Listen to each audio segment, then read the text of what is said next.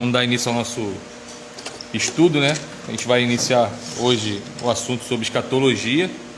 É um assunto que é bastante interessante, porque escatologia, como diz ali o slide, é o estudo das últimas coisas. Então a gente vai falar de um modo bem modesto, bem humilde sobre assunto de escatologia. Não somos especialistas em escatologia, mas a gente vai ensinando o que a gente sabe.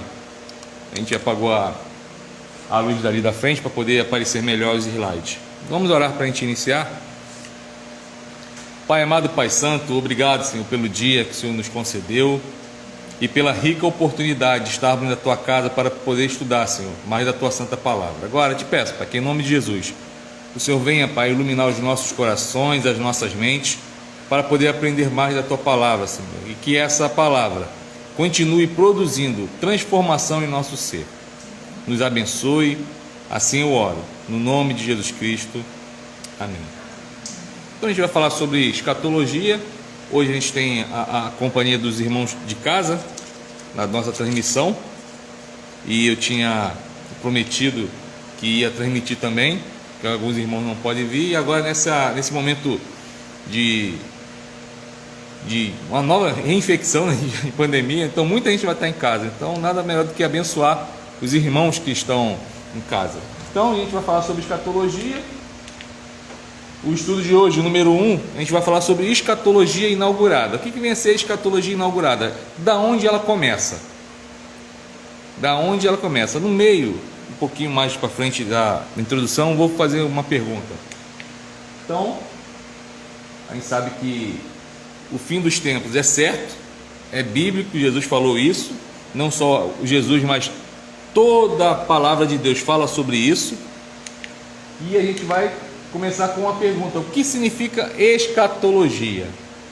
O que significa escatologia? Talvez seja uma palavra que é estranha para todo mundo, igual quando nós vamos estudar para ser batizado na igreja ou para ser recebido na igreja, entramos na classe de catecúmenos, que é uma palavra que é difícil. Catecúmenos.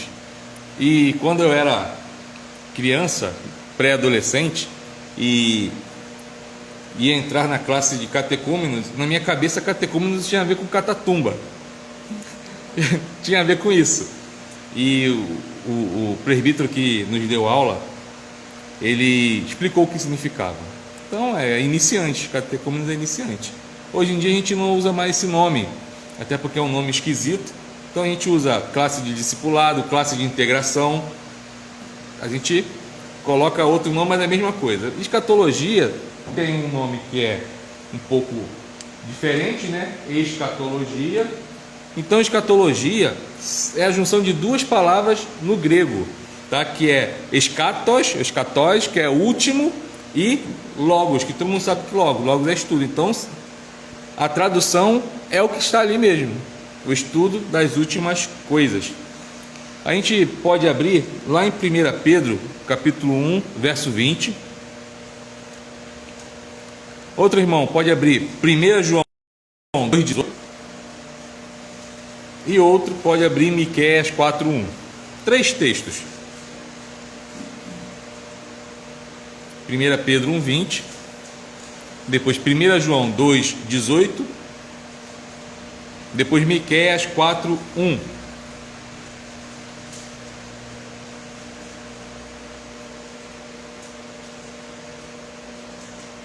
Quem achou 1 Pedro pode ler.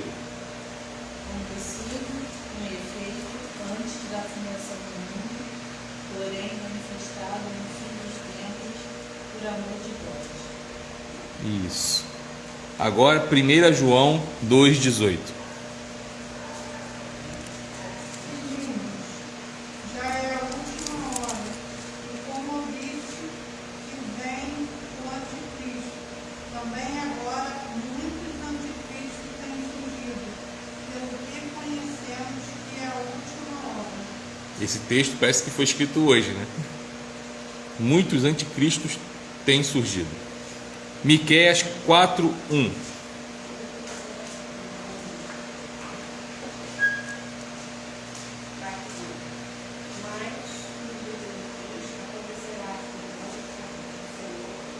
será estabelecido no povo dos mortos e se elevará sobre o feio, e para ele afluirão os povos. Isso. Então, esses três textos falam sobre as últimas coisas.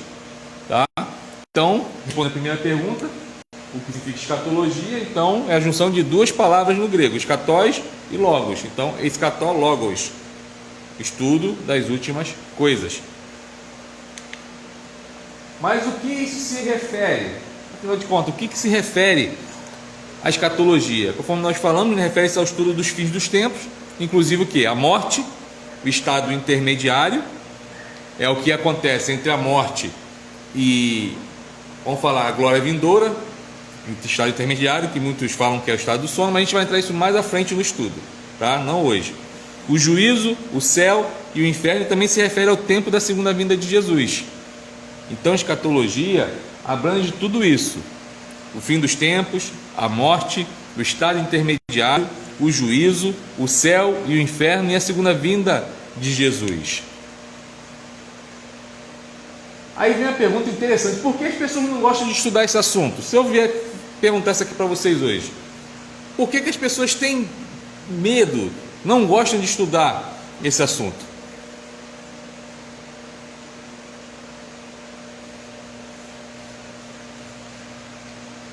Quantas pessoas vocês já viram estudar esse assunto?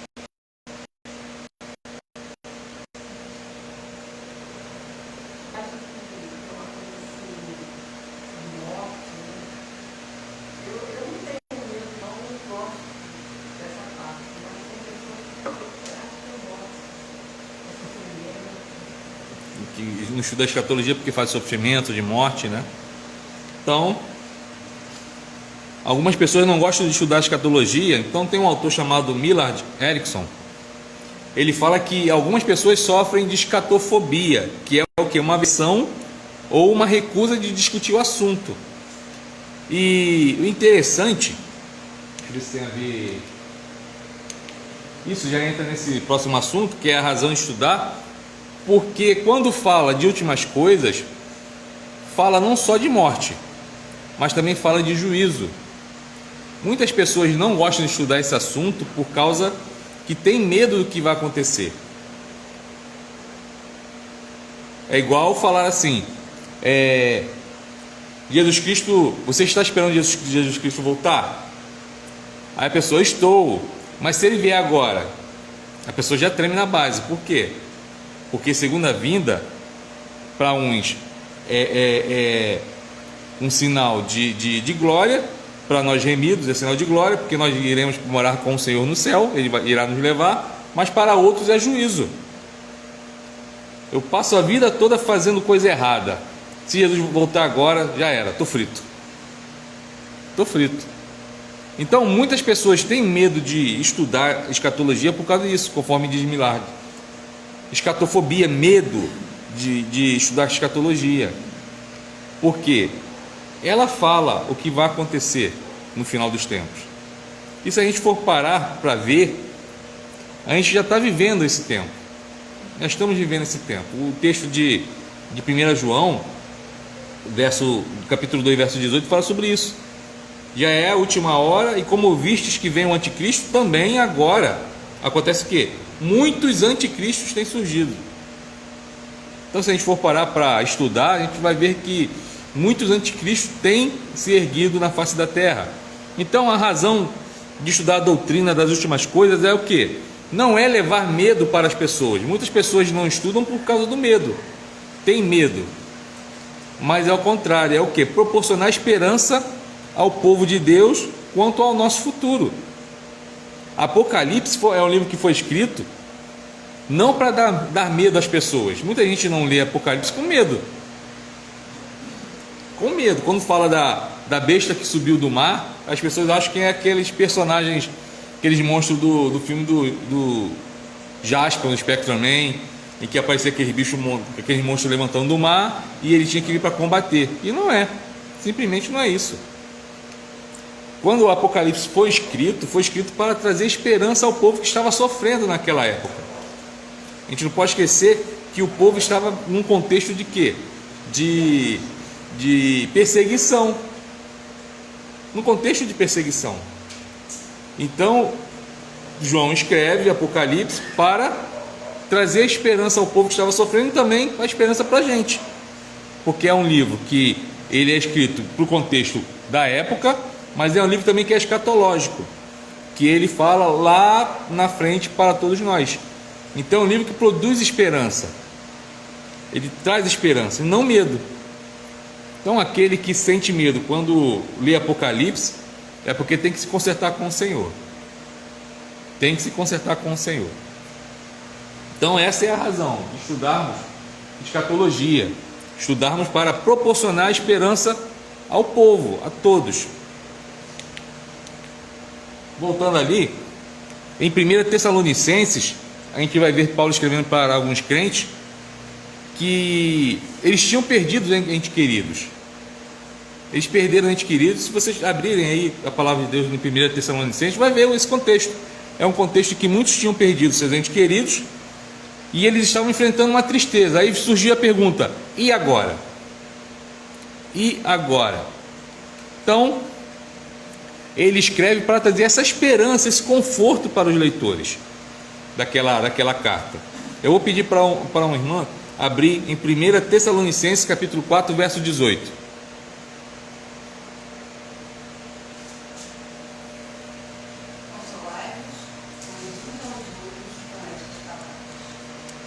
Um texto grande, né?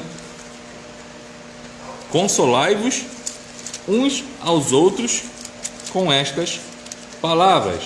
A gente vai lá. 1:18. Ele está falando de quê? A partir do verso 3 ele fala sobre o quê? A situação dos mortos em Cristo e a vinda do Senhor. Ele fala daqueles que partiram no Senhor. Então ele traz essa esperança para o povo, para os irmãos lá de Tessalônica. Então ele diz: consolai-vos, pois, uns aos outros com estas palavras, de que há esperança para aqueles que morrem em Cristo Jesus. Nada está perdido. Então, vimos na introdução o que significa escatologia, que significa a junção de duas palavras, escató, ou escatós, que é última, logia, logos, que é estudo. Então, estudo das últimas coisas. Então, se refere ao estudo dos fins dos tempos, a morte, estado intermediário, juízo, céu, inferno e a vinda de Cristo, a segunda vinda. Vimos porque as pessoas não gostam de estudar esse assunto, porque tem medo. Mas essa doutrina da escatologia, ela surgiu para trazer esperança. A gente vai ver que doutrina é o que vem da Bíblia. Quando Paulo escreve aos Tessalonicenses, ele está falando sobre a doutrina. Então, para trazer esperança a todos os que estão em Cristo. Aí vem a pergunta: onde começa a escatologia na Bíblia? Onde começa a escatologia na Bíblia?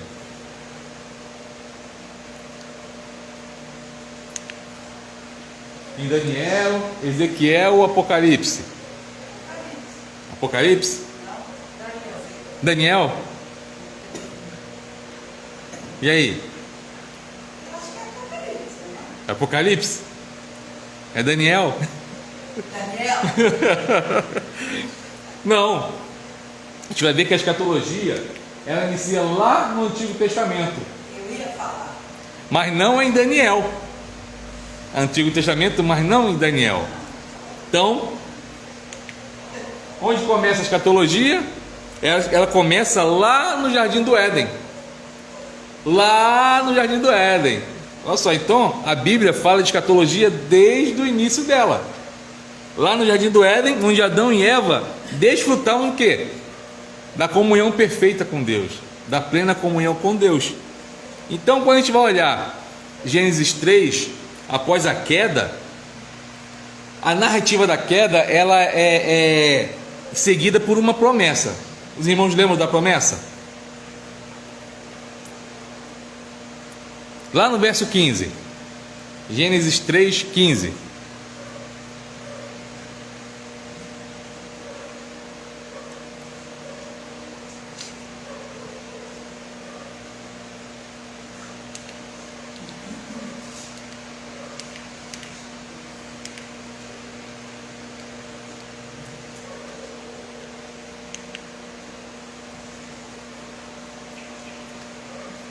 O que está escrito lá, Gênesis 3,15?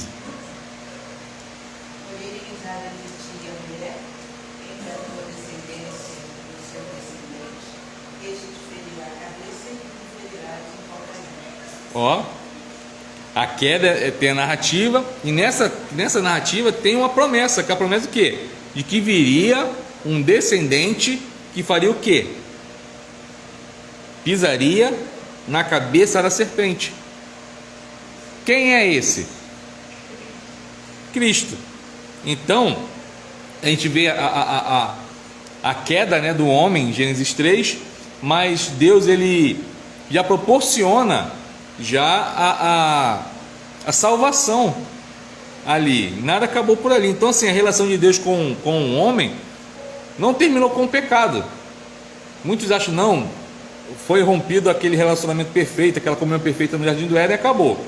Não, Deus de lá até aqui, mesmo depois de Cristo Jesus, ele faz o quê? A iniciativa sempre é dele de chegar a um homem, sempre.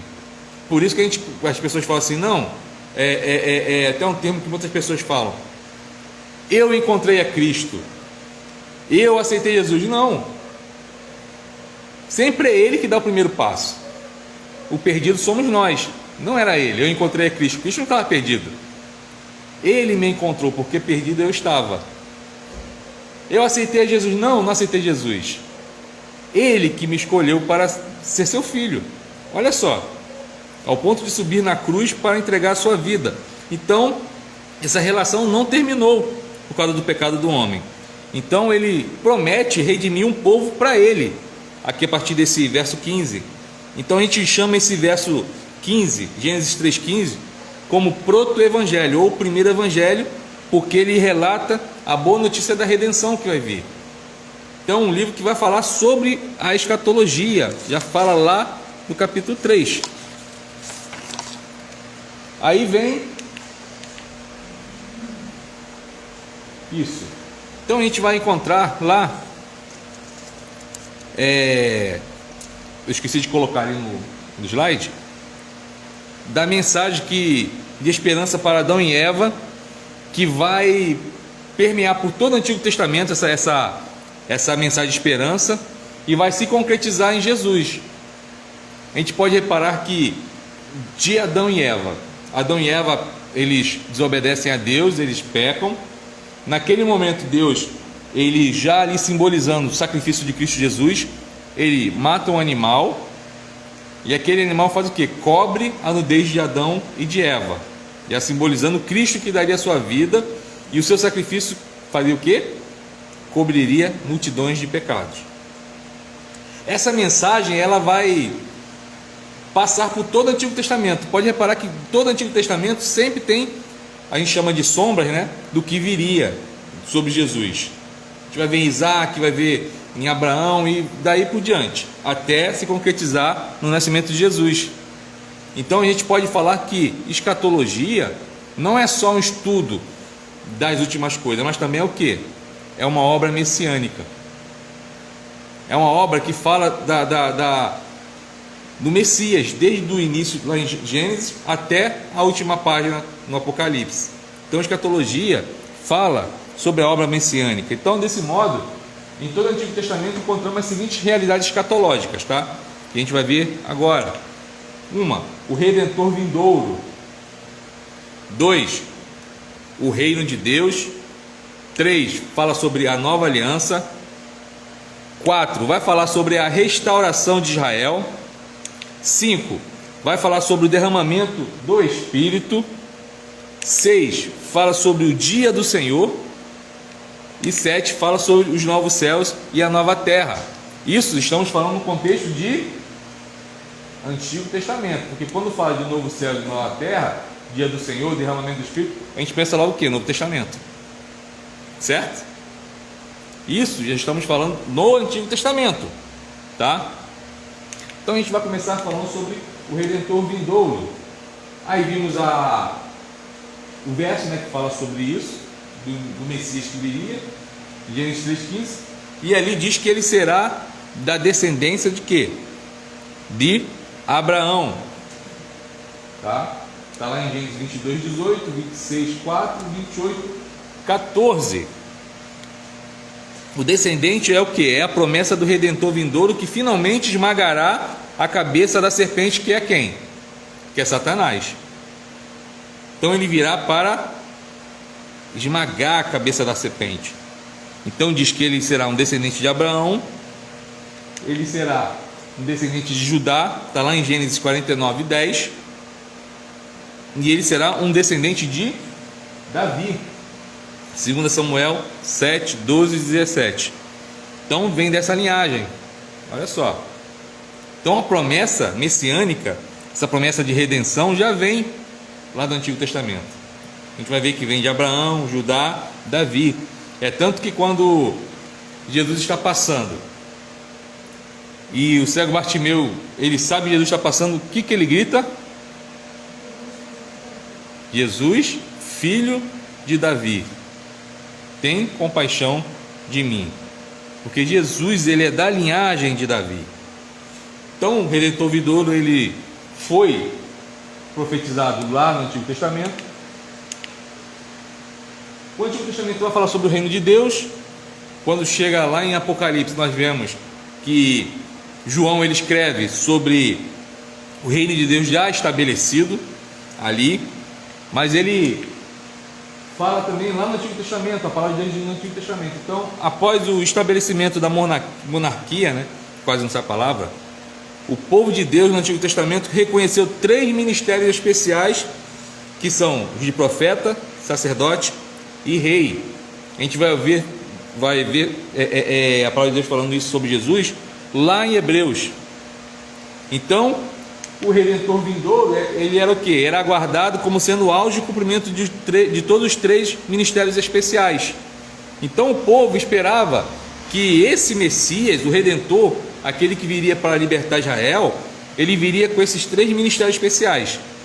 Eu vou pedir um irmão que abra em Deuteronômio 18:15, outro que abra em Salmo 110:4 e outro que abra em Zacarias 9:9.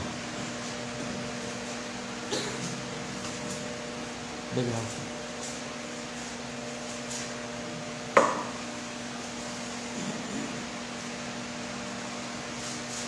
Deuteronômio 18:15.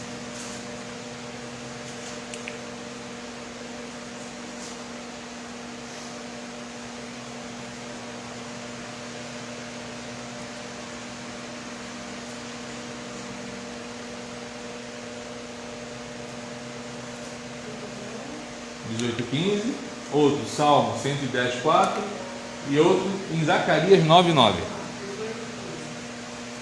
Senhor teu Deus te suscitará um profeta no meio de ti, de teus irmãos, semelhante a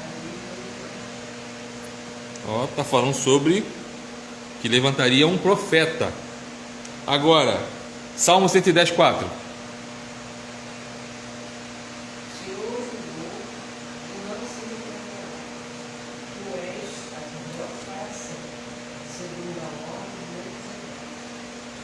Agora Zacarias 9:9. Olha, testemunho com a filha de Sião. Exulta, ó filha de Jerusalém. Eis aí te vem teu rei, justo e salvador, humilde, montado em um jumentinho, cria de juízo. Ó. Então, eles esperavam que o Redentor ele viesse com esses 3 ofícios. Jesus veio. Jesus, ele ao mesmo tempo foi profeta, sacerdote e rei. Então a palavra de Deus já dizia sobre ele lá no Antigo Testamento. Aí agora a gente vai falar sobre a nova aliança. Aí os textos já estão ali.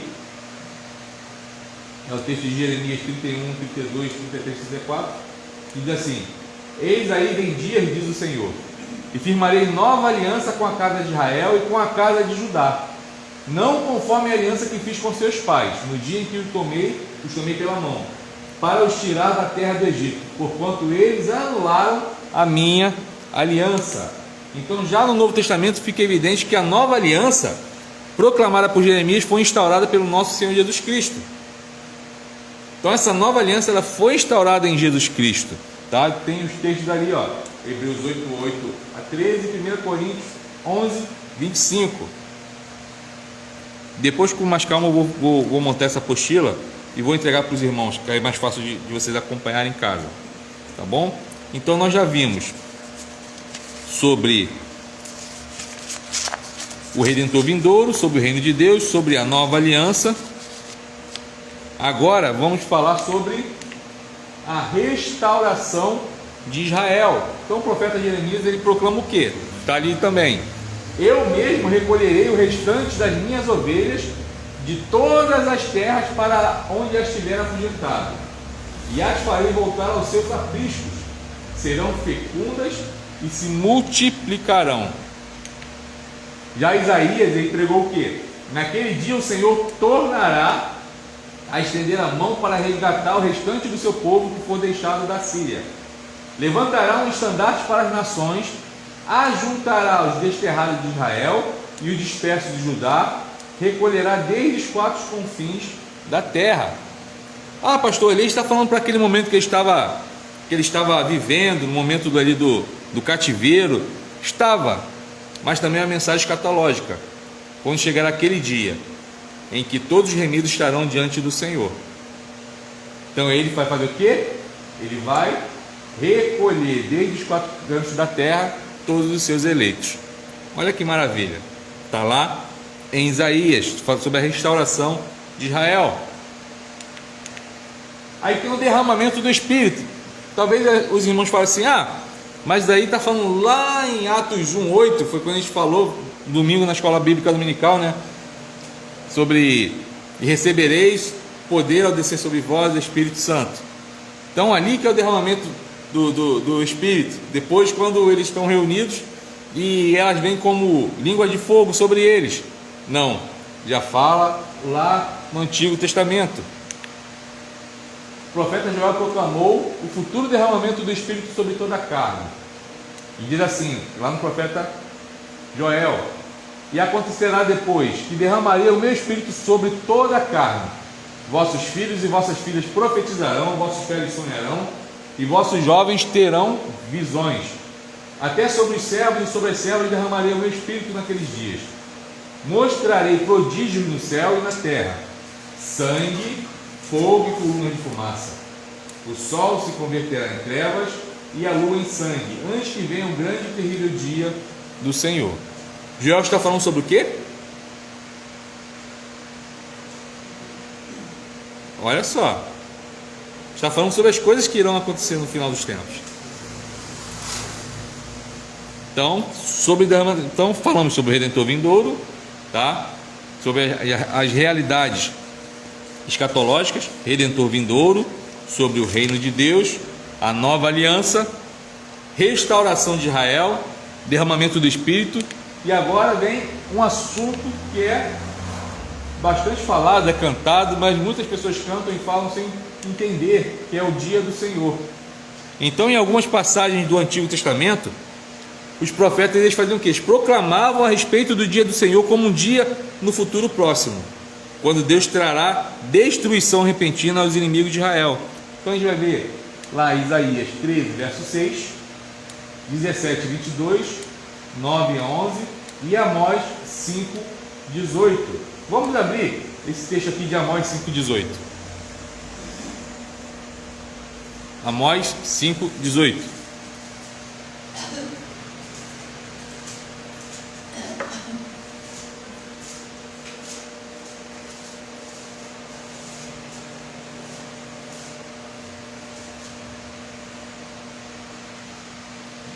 Pode ler, quem achou? Ai de vós que desejais o dia do Senhor. Para que desejais vós o dia do Senhor? É dia de trevas e não de luz. Ó, um dia de trevas e não de luz. Mas o dia do Senhor não é só destruição e juízo, que foi um dos motivos que eu falei no início, porque muitas pessoas não estudam sobre escatologia, não querem ler Apocalipse, porque eles acham que é só destruição e juízo. Vamos abrir agora Joel, novamente, vamos lá em Joel, capítulo 2, verso 32, E outro irmão abre em Malaquias 4, de 1 a 6.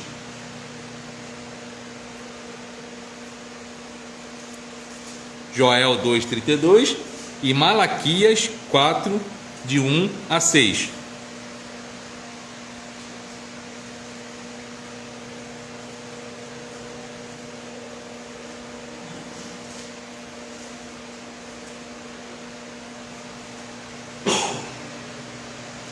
Pode ler, quem achou? Malaquias 4, 1. A 6. E Joel 2:32. Pois eis que vem o dia e ano e há de conformar. Todos os soberbos e todos os que cometem iniquidade serão como desfolho. O dia que vem os abravará, diz o Senhor dos Exércitos, de sorte que não lhes deixará nem raiz nem ramo. Mas para vós outros que temeis o meu nome nascerá o sol da justiça, trazendo salvação às suas asas. Saireis e saltareis como bezerros soltos da estrebaria. Pisareis os perversos, porque se farão cinzas debaixo das plantas de vossos pés. Naquele dia que prepararei, diz o Senhor dos Exércitos. Lembrai-vos da lei de Moisés, meu servo, a qual eu prescrevi em Horebe para todo Israel, a saber estatutos e juízos. Eis que eu vos enviarei profeta Elias, antes que venha o grande e terrível dia do Senhor. Ele converterá o coração dos pais aos filhos e o coração dos filhos a seus pais, para que eu não venha e fira a terra com maldição. Malaquias 4, de 1 a 6. Vimos que não fala só, ele começa falando só de destruição, né? Só de destruição, mas no meio do texto ele começa a falar aqui: para vós será dia de salvação, quando nascerá o sol da justiça. Olha só, é julgamento para uns, mas para nós é dia de salvação. Agora Joel 2:32. E acontecerá que todo aquele que voltar ao reino do Senhor será salvo, porque no Monte Sião e em Jerusalém estarão os que foram salvos, como o Senhor prometeu e em Cristo sobrevivem. Aqueles que o Senhor Ó, viu? Não é só coisa ruim, também são coisas maravilhosas para nós. Então, o dia do Senhor não traz unicamente juízo e destruição, mas também traz mensagem de salvação para aqueles que estão em Cristo Jesus. Então, poderia resumir observando que o dia do Senhor pregado pelos profetas será um dia de juízo para uns, mas de bênção e salvação para outros. Certo? Agora, um assunto que muitas pessoas acham que é só em Apocalipse que fala sobre isso, sobre o novo céu e a nova terra. Então, existe ainda outro conceito escatológico no Antigo Testamento que tem um toque mais brilhante, que é o quê? De novos céus e nova terra. E está lá em Isaías 65:17 que diz: pois eis que eu crio novos céus e nova terra. Deus falando para Isaías: eis que eu crio novos céus e nova terra. Aí continua 32:15: o que é árido passará a ser terreno frutífero, o deserto florescerá, os lugares secos serão fonte de água, e a paz volverá ao mundo animal. Está lá, haverá harmonia, haverá paz. Então, novo céu e nova terra também é assunto escatológico lá no Antigo Testamento, não é só do Novo Testamento. Então, se algum irmão que não veio e não assistiu através da transmissão perguntar para vocês: novos céus e nova terra só fala no Novo Testamento, o que os irmãos vão falar? Não, né? Fala também no Antigo Testamento. Aí fala do texto de Isaías. Agora, a escatologia no Novo Testamento. Falando do Antigo Testamento, estamos mostrando que escatologia é um assunto que vem lá desde Gênesis 3:15, ou desde Gênesis 3, né, quando a queda do homem. Então vem, permeia por todo o Antigo Testamento, e agora a gente chega no Novo Testamento. Então a vinda de Jesus Cristo ao mundo, ele é o que? É de fato o cumprimento da expectativa escatológica central do Antigo Testamento, quando falou o quê? Que viria um descendente de mulher, que ele nasceria e ele faria o quê? Pisaria a cabeça da serpente. Então, nós crentes vivemos um termo teológico que é chamado já e ainda não, tá? Já e ainda não. Então, desta forma, o cristão vive entre o já e o ainda não, entre a ressurreição de Cristo e a ressurreição futura da vinda de Cristo. Pastor, o que significa já e ainda não? Todos aqui nós somos salvos? Todos nós somos salvos? Hã? Nós não somos salvos? Todos nós somos salvos. Jesus morreu por nós. Todos nós. Aqui, dentro da igreja. Todos nós. Tá? Não estou falando do mundo não. Todos nós somos salvos. Amém? Eu já ia mudar o estudo. Já vou falar sobre salvação semana que vem. Todos nós somos salvos. Cristo não morreu por nós. Todos nós somos salvos. Tá? Essa salvação nos dá direito a morar onde? Nós já estamos no céu. Mas nós somos salvos? Eu já e ainda não. Eu já sou um cidadão do céu. Nós já somos cidadãos do céu. Mas nós não moramos no céu ainda. Apesar que tem um cântico que diz que o céu é onde está Jesus. Se Jesus está conosco, então estamos no céu. Mas, biblicamente falando, nós não moramos no céu ainda. Mas nós já somos cidadãos do céu. Nós já somos cidadãos da pátria celestial. Mas nós não estamos lá, estamos aqui na terra. Então, é o já. Eu estou dando um exemplo bem fácil. Então, é o já ainda não. Eu já sou salvo. Eu já sou cidadão do céu. E eu ainda não. Que ainda não estou no céu. Conseguiram entender? Então, esse termo teológico. É bom, o Vitor, eu ouvi esse termo teológico, é bom que a teologia fala sobre isso. Sobre o já e o ainda não. Nós somos cristãos que vivemos o já e o ainda não. Então, entre a ressurreição de Cristo e a ressurreição futura da vida de Cristo. Então, o tempo entre o já e o ainda não é o tempo do Espírito e o tempo da igreja. Tá? Do Espírito é o dom escatológico prometido pelos profetas, que a gente vai ver aonde? Lá em Atos 2, 16 e 18. Pela qual os cristãos já participam na vida eterna do mundo vindouro. Então, a gente vai falar assim, o tempo do Espírito e o tempo da igreja. A gente vai ver que quando chegar lá, a gente vai falar sobre esse assunto mais lá na frente, tá? Vou dar só um spoiler, que é a palavra do momento, dá um spoiler sobre o estudo, que fala sobre o tempo do Espírito e o tempo da igreja. Porque vai chegar aquele tempo em que o Espírito será retirado da terra. Tempo da igreja. Não vai ter mais. A gente vai ver alguns filmes aí, tem umas séries aí que é a... que a gente está vendo mesmo? Deixados para trás, né?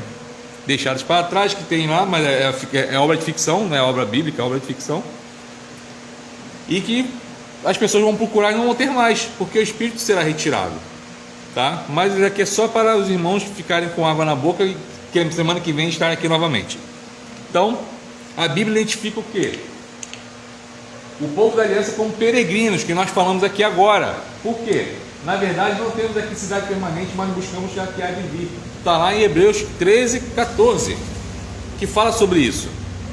Inclusive fala que vai chegar o dia do descanso. Então, nós, tá, somos peregrinos nesta terra. Não pertencemos a esta terra. A nossa luta é para a gente ficarmos firmes aqui, é perseverar até o fim. E a palavra de Deus diz o quê? Ser fiel até a morte, dar-te-ei a coroa da vida. Então é sermos fiéis até a morte. Até a morte. Porque não pertencemos a essa terra. Você não pertence a essa terra. Seu lugar é no céu. Mas ainda não. Ainda não. Lembrei de um filme que é o Gladiador. Não sei se vocês viram Gladiador, toda vez que passa esse filme a gente assiste, né? Eu amo esse filme. E sempre tem algumas tiradas interessantes do filme que parece que o autor era cristão. Primeiro é quando ele no início fala que o que fazemos em vida repercute por toda a eternidade. Mas lá pro final, ele tem um amigo que também é gladiador. Todos lembram, né? No escurinho, que é o que, quando ele é vendido como escravo, é o que faz o curativo no braço dele, que estava cortado por causa da luta que ele teve com outro soldado romano. E eles têm uns bonequinhos que eles simbolizavam a família dele foi morta. Então, na cultura deles lá, na cultura idólatra, tá? Que não é o centro da que a gente está falando aqui agora, eles pegavam aqueles bonequinhos e tipo rezava por eles e guardava. Pronto. Chega no final, em que quando ele morre, né? Ele é enterrado. Aquele amigo dele, já liberto, volta para aquela arena e pega os bonequinhos e enterra e fala assim: ainda não. Eu achei interessante ele. Olha assim para você e fala assim: ainda não. Tipo, o que ele quis dizer com aquilo? Um dia eu vou morrer, mas ainda não.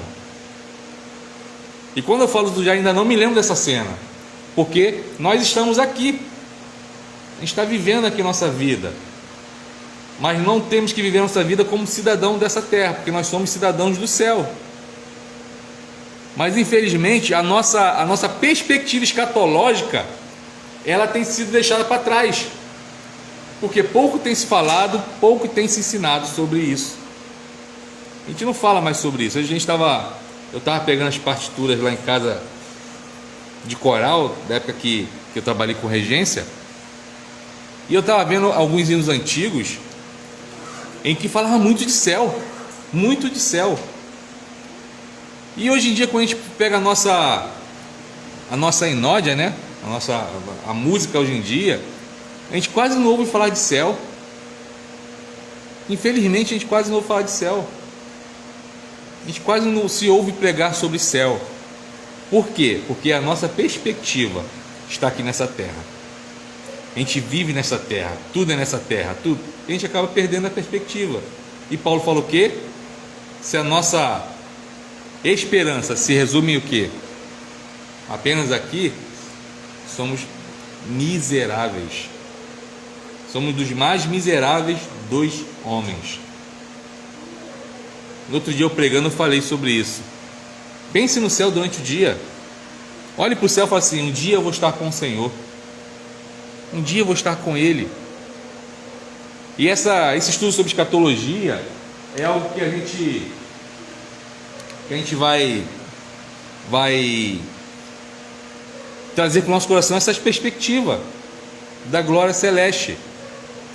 Os acontecimentos não podem trazer desespero para o nosso coração. Quando a gente fala assim: o anticristo é nação contra nação, é pai contra filho, filho contra pai, o amor de muitos se esfriando, não é para Jesus estar voltando, vou perder os cabelos, não. É para trazer esperança para todos nós, saber que o nosso Pai está voltando para nos levar para casa. Vou voltar para casa com meu Pai. Essa perspectiva a gente tem que nutrir no coração. Mas enquanto a gente estiver com a nossa âncora enterrada aqui nessa terra, a nossa perspectiva vai ser essa perspectiva miserável, apenas nesse plano aqui. É o que a gente tem falado de Eclesiastes. Salomão, ele começa com a visão debaixo do sol. A visão debaixo do sol dele é a perspectiva humana, só das coisas que acontecem na terra. E a gente pode reparar que muda o tom da narrativa quando ele começa a falar também de Deus. Ele inclui Deus na narrativa do debaixo do sol. E às vezes a nossa visão é só debaixo do sol, só debaixo do sol, debaixo do sol. A gente esquece que a gente foi comprado como um povo santo, separado por Deus para morar no céu, junto com Ele. Então, o Criador é também o consumador. Ele diz que Ele é o quê? Ele é o alfa, o ômega, diz o Senhor Deus, aquele que é, que era e que há de vir, o Todo-Poderoso. Apocalipse 1:8. Concluindo, costumo sempre brincar que é o momento que a gente fala, concluindo, a pessoa faz. Em Gênesis 3, Satanás, na forma de uma serpente, tá? Em forma de uma serpente, porque a Bíblia diz isso. A gente vai ver assim uns episódios de algumas coisas que passam aí, fala que é um lagarto. Não era, é serpente. Se a Bíblia falasse que era um gafanhoto, eu ia acreditar, porque é a palavra de Deus. Então, serpente tentou Adão e Eva comer o quê? Da árvore do conhecimento do bem e do mal. E quando fizeram, o pecado, a injustiça, a depravação humana, a apatia e a morte entraram no mundo. E agora não passa um dia sem que alguém não pergunte: quando tudo isso vai acabar? Quando tudo isso vai acabar? A gente abre nosso celular na internet e a gente vai ver que fala sobre iniquidade aumentando. A gente liga a televisão no telejornal, fala sobre isso também. Às vezes a gente parece que está no estado de apneia, que eu falei no outro domingo na escola bíblica. O que é estado de apneia? Quando você mergulha, está debaixo d'água e você prende a respiração. Vai chegar aquele momento que você quer respirar, mas você sabe que se você respirar isso, você vai morrer, porque só peixe respira debaixo d'água. Então você vai ficar ali, vai ficar aquele estado de apneia, que é sem ar. E parece que quando a gente olha isso, a iniquidade, a maldade tem crescido tanto no mundo, principalmente no nosso país, no nosso estado, que a gente fala assim: quando que isso vai terminar? Quando que isso vai terminar? Então, quando nós olhamos para tudo isso, surge essa pergunta: e aí? Quando tudo isso vai terminar? No livro de Apocalipse, Deus faz o quê? Dá um vislumbre de como tudo isso vai acabar, como tudo isso vai se encerrar. Então, esta visão é por vezes assustadora, por vezes confusa, mas sempre aponta para Jesus Cristo, o Cordeiro que é digno. Sempre. Para alguns é assustadora, como nós falamos no início. É algo que traz medo. Falar sobre Apocalipse, sobre escatologia, traz medo. Por quê? Porque traz juízo, significa que não tem mais para onde correr. Jesus Cristo voltar, não tem uma apelação. Sabe o que é apelação, né? Quando a pessoa está num processo e está diante do juiz, aí o advogado vai, o promotor público faz uma apelação pela misericórdia do juiz.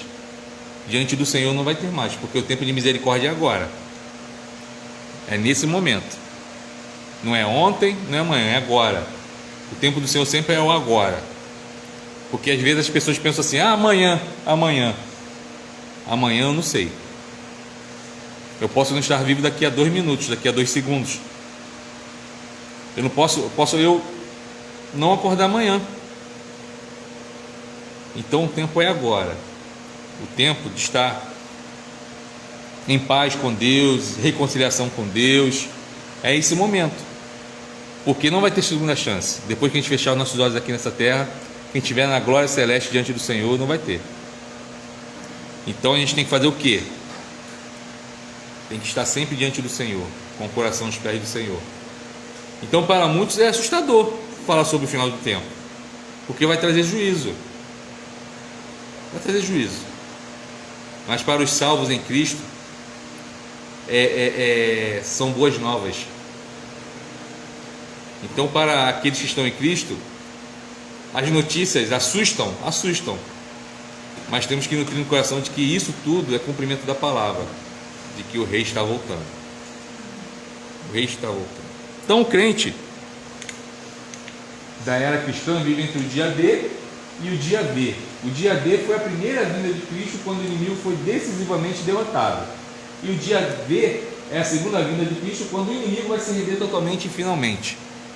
Por enquanto ele ainda está, Deus está dando corda para ele. Como diz Lutero, né? Como disse Lutero, de que o diabo é o cachorro de Deus, né? Estou parafraseando, porque ele só vai até onde Deus libera a corrente. E nós vimos isso no estudo de Jó. Ele só faz isso porque você dá tudo para ele. Então tá, vai lá e só faz isso. E o diabo fez o quê? Só foi lá e só fez aquilo. Depois voltou com uma conversinha furada lá. Aí tá, vai lá e só faz até aqui. E o diabo só fez até aí. Todo mundo fala assim: não, porque o diabo isso. Claro, nós não temos que brincar com o diabo. Mas eu falo sempre, só existe um Deus, que é o Deus Todo-Poderoso, Deus vivo, o nosso Deus. Então, Deus não tem inimigo. O diabo não é inimigo de Deus, o diabo é inimigo das nossas almas. O diabo é servo de Deus, porque ele faz o que Deus manda, o que Deus permite. Então, vai chegar aquele dia em que ele será subjugado, em que ele vai para um lugar que está preparado para ele, né? O lago de fogo e enxofre. Mas a minha oração nessa noite é de que a gente persevere. A aula de hoje foi sobre escatologia inaugurada, que fala sobre da onde surgiu a escatologia. E nós vimos que a escatologia fala desde Gênesis, a Bíblia toda. Então ela não começa em Daniel, fizemos até a brincadeira aqui, né? Aí não é Apocalipse, Daniel. Apocalipse, Daniel. E vimos que começou lá em Gênesis. E vai falando sobre essa redenção, a palavra de Deus toda. Amém? Que esse estudo ele seja aplicado nos nossos corações. Semana que vem estaremos aqui novamente para estudar mais sobre escatologia.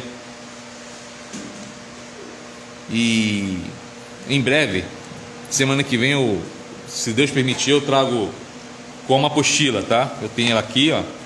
Eu tiro o xerox ali e trago para os irmãos. Tá bom? Então vou fazendo isso. É um acordo que eu vou fazer com os irmãos. E a Cláudia vai me lembrar, porque eu não vou lembrar de tirar xerox. Então semana que vem eu trago para os irmãos que vieram, tá? Vamos ficar de pé? Vamos encerrar nosso estudo de hoje.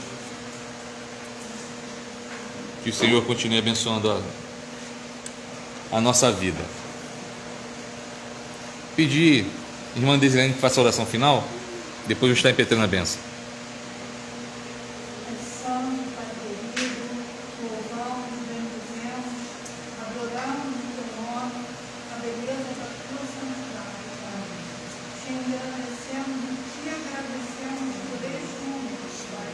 Por tudo, Pai, quando foi falado aqui nessa noite, nós possamos aplicar na nossa mente, no coração, para que nós não venhamos pecar contra ti.